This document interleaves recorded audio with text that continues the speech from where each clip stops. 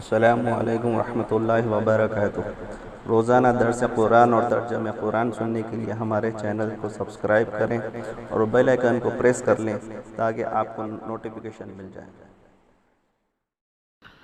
اعوذ باللہ من الشیطان الرجیم، بسم اللہ الرحمن الرحیم۔ يطوف عليهم ولدان مخلدون بأكواب وأباريق وكأس من معين لا يصدعون عنها ولا ينزفون وفاكهة مما يتخيرون ولحم طير مما يشتهون وحور عين كأمثال اللؤلؤ المكنون جزاء بما كانوا يعملون لا يسمعون فيها لغوا ولا تأثيما إلا قيلا سلاما سلاما۔ اہل جنت کی ملنے والے انعامات کا ذکر اللہ رب العزت نے ان آیات شریفہ میں فرمایا ہے۔ پچھلی آیات ہی سے سلسلہ چل رہا ہے۔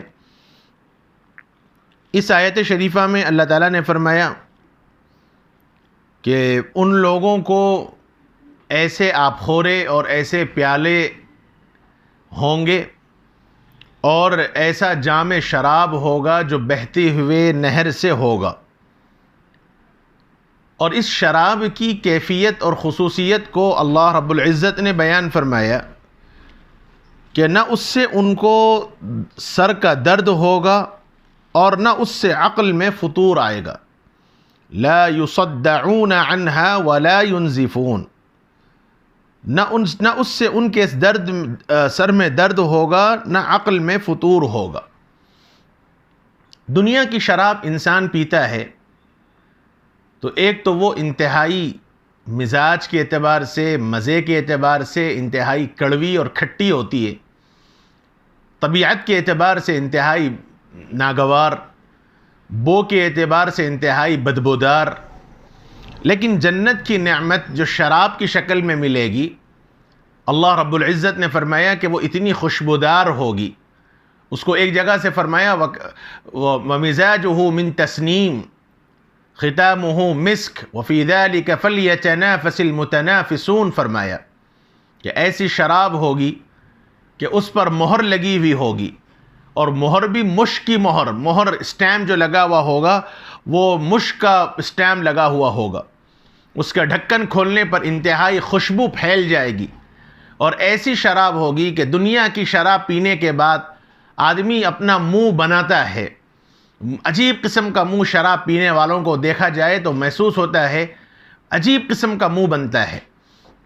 لیکن جنت کی جب آدمی شراب پیے گا تو وہاں خوشبو سے پورا معطر ہوگی، جگہ خوشبو سے پھیل جائے گی، انسان بڑے مزے کے ساتھ اس کو پیے گا۔ جیسے سمجھا جا سکتا ہے کہ ایک اگر کوئی کولڈ ڈرنکس ہو جو انسان بڑے مزے کے ساتھ اس کو پیتا ہے تو چہرے سے طبیعت سے ایک قسم کی بشاشت ظاہر ہوتی ہے، ایک مزہ محسوس ہوتا ہے، چہرے پر عجیب قسم کی فرحت اور خوشی کا اظہار ہوتا ہے۔ لیکن اگر وہی انسان ایک بدبودار بدمزہ کوئی چیز پیے تو طبیعت میں اس کے چہرے پہ اتار چڑھاؤ ہوتا ہے، چہرے میں شکن آ جاتے ہیں۔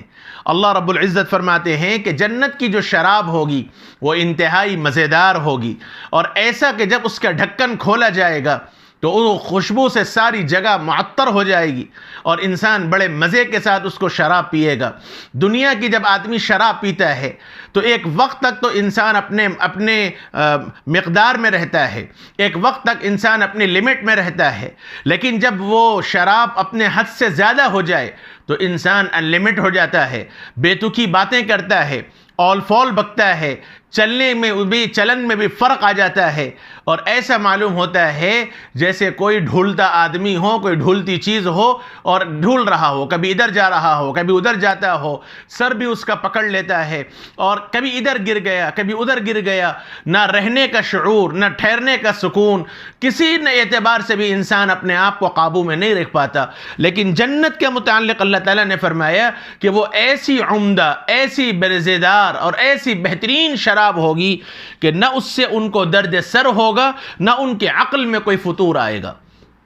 جیسے دنیا کی شراب پی کر انسان بے تکا ہو جاتا ہے، جنت کی شراب پی کر ایسا نہیں ہوگا۔ جیسے دنیا کی شراب پی کر انسان اپنے آپ کو وزن محسوس کرتا ہے، جنت کی شراب پینے کے بعد ایسا نہیں ہوگا، بلکہ وہ انتہائی مزیدار مشروب ہوگا، وہ انتہائی مزیدار اور لذت والی چیز ہوگی، اور اللہ رب العزت نے فرمایا کہ وہ شراب ہوگی۔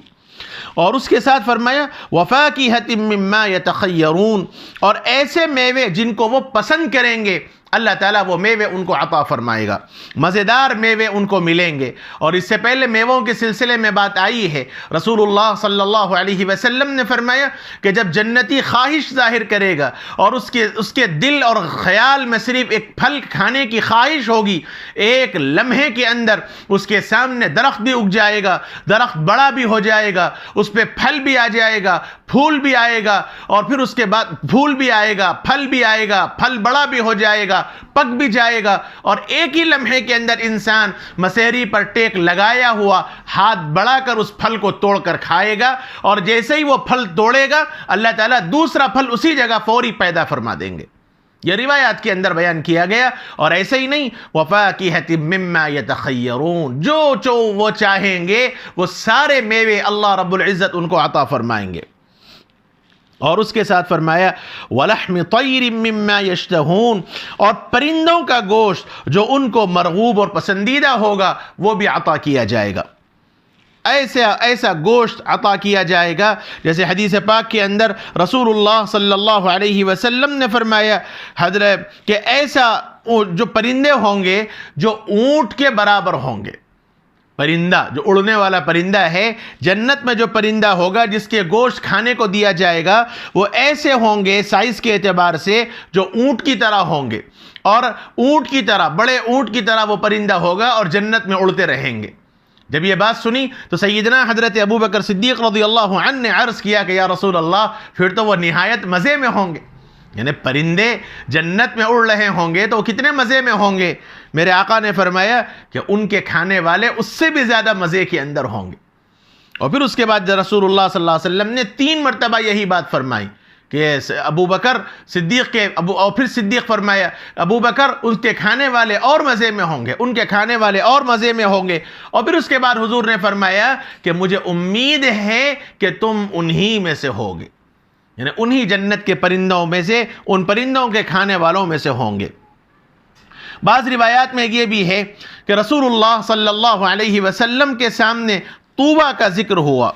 طوبہ ایک درخت کا نام ہے، طوبہ کا رسول اللہ صلی اللہ علیہ وسلم کے سامنے طوبہ کا ذکر آیا تو اللہ کے نبی صلی اللہ علیہ وسلم نے حضرت صدیق اکبر رضی اللہ عنہ سے پوچھا کہ جانتے بھی ہو کہ طوبہ کس چیز کا نام ہے، طوبہ کیا چیز ہے؟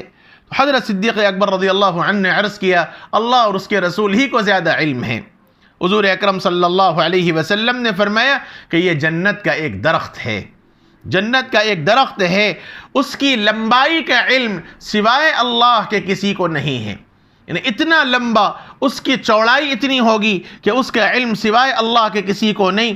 اس کی ایک شاخ، درخت کے اوپر جو ایک شاخ ہوتی ہے، میرے آقا نے فرمایا کہ اس کی شاخ اتنی لمبی ہوگی کہ اس کے نیچے سے ایک تیز رفتار سوار، اس کے نیچے سے ایک تیز رفتار سوار 70 سال میں جتنا فاصلہ طے کرتا ہے اتنا فاصلہ صرف اس کی ایک شاخ کا ہوگا۔ یعنی ایک تیز رفتار گھوڑے پر ایک انسان مسلسل 70 سال تک سفر کرنے پر جتنا فاصلہ وہ طے کرتا ہے، میرے آقا نے فرمایا کہ طوبہ درخت کا جنت کی ایک شاخ اتنے فاصلے کی ہوگی، اور پھر بھی اس کا سایہ ختم نہیں ہوگا۔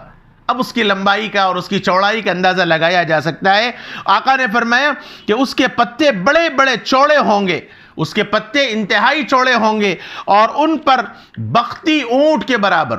یہ بختی اونٹ اصل میں بڑا اونٹ ہوتا تھا جو عربی اونٹ اور عجمی اونٹنی کے سنگم سے جو اونٹ نکلتا تھا جو سائز کے اعتبار سے بڑا ہوتا ہے. اللہ کے نبی صلی اللہ علیہ وسلم نے فرمایا کہ اس کے پتوں پر بختی اونٹ کے برابر پرندے بیٹھا کریں گے.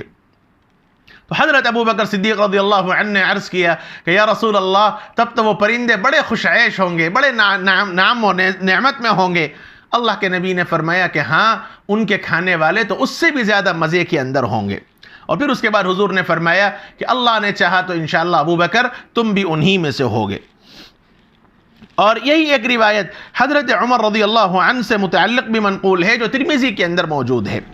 بہرحال حضرت عبداللہ ابن مسعود رضی اللہ عنہ نے ایک بات یہ فرمائی کہ جنت کے اندر جس پرندے کا گوشت بھی اور جس چیز کا گوشت بھی اہل جنت چاہیں گے اللہ تعالیٰ وہ چیز اس کو جنت کے اندر عطا فرما دیں گے. اور یہ ساری نعمتوں کو بیان کر کے قرآن مجید نے ایک بات فرمائی ہے جزاء بما كانوا يعملون، کہ دیکھو. اور پھر اس کے بعد فرمایا وحور عین، اور ان کے لیے گوری گوری بڑی آنکھوں والی عورتیں ہوں گی، اور ایسی عورتیں جیسے حفاظت سے پوشیدہ رکھا ہوا موتی، کامثال اللؤلؤ المکنون، جیسے حفاظت کے ساتھ رکھا ہوا موتی. جو موتی کے کاروبار کرنے والے ہیں وہ جانتے ہیں موتی اصل میں ایک سیپی میں ہوتا ہے. سیپی ہوتی ہے، اس کے اندر موتی ہوتا ہے، اور اس سیپی کے اندر ایک کیڑا ہوتا ہے. اور جب بارش کا پہلا قطرہ زمین پر نازل ہوتا ہے تو وہ سیپی کا کیڑا باہر نکل کر اپنا منہ کھولتا ہے، اور بارش کا پہلا قطرہ جب اس کے منہ میں جاتا ہے تو وہ منہ بن کر کے اس سیپی کے اندر چلا جاتا ہے. اس سے موتی پیدا ہوتا ہے. یہ ہے اصل موتی جس کی قیمت ہے. تو جیسے اس موتی کی قیمت انتہائی طور پر وہ چھپے ہوئے موتی کی قیمت ہوتی ہے، اللہ تعالیٰ نے فرمایا کہ ایسی گوری رنگت والی عورتیں ہوں گی جس کی حفاظت کی جاتی ہے، جس کی حفاظت کی گئی ہو جیسے کہ اس محفوظ موتی کی طرح. اور یہ حور عین کیا چیز ہے اس کی ساری تفصیل سورہ رحمان کے سابقہ مجلس میں آپ کے سامنے آ چکی ہے. اللہ رب العزت نے فرمایا جزاء بما كانوا يعملون، یہ بدلہ ہے ان کے کیے ہوئے اعمال کا جو یہ کیا کرتے ہیں. جزاء بما كانوا يعملون، یہ بدلہ ہے جو ان کے کیے ہوئے اعمال کا. اور اس کے بعد اللہ رب العزت والجلال نے فرمایا اہل جنت کی کیفیت کیا ہوگی، لا يسمعون فيها لغوا ولا تأثیما. اللہ تعالیٰ فرماتے ہیں کہ وہ نہ وہاں وہ بک بک سنیں گے نہ کوئی بیہودہ بات سنیں گے. جیسے انسان بیٹھتا ہے تو بے تکی باتیں کرتا ہے، بعض مرتبہ مجلس میں بیٹھا تو ہنسی مذاق کی باتیں ہو گئیں. خاص طور پر جب شراب پی لے تو نشہ آنے کی بنیاد پر انسان کیا کہہ رہا ہے اس کو اس بات کا کوئی سلیقہ، کوئی شعور نہیں. لیکن جنت کی شراب پینے کے بعد اللہ تعالیٰ فرماتے ہیں لا يسمعون فيها لغوا ولا تأثیما، وہ اس میں نہ کوئی گندی باتیں، کوئی غلط بات اور کوئی جھوٹی بات اور بے تکی باتیں اور کوئی گناہ کی باتیں وہ آپس میں نہیں سنیں گے. ہاں بس ایک ہی بات ہوگی اور وہ ہے الا قیلا سلاما سلاما، ہر طرف سے بس ان کو سلام ہی سلام کیا جائے گا. فرشتے ادھر سے آئیں گے تو سلام عرض کریں گے یدخلون علیہم من کل باب سلام علیکم بما صبرتم فنعم عقبی الدار. جنتی آپس میں ایک دوسرے کو سلام کریں گے، فرشتے آمد و رفت کریں گے تو وہ ایک ان کے سامنے سلام کیا کریں گے. بس بھلی ہی بھلی بات، سلامتی ہی سلامتی کی بات ہوگی، بقیہ کوئی اور باتیں وہ لوگ کچھ بھی نہیں سنیں گے.